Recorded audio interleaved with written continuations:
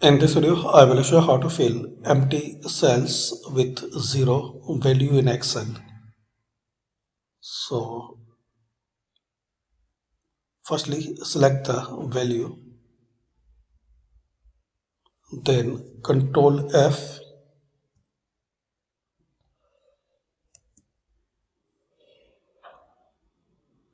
select Replace. Now select Control,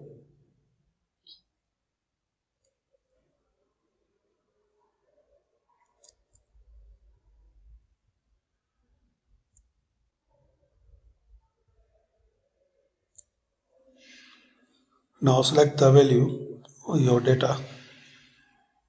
Now Control H in Find What, leave empty, replace with 0. Then click on Find All.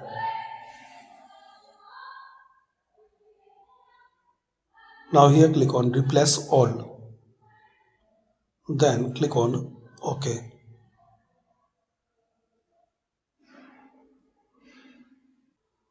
So select your data, Control H, in Find What, leave empty, replace with make 0. Then click on Replace All. Click on OK.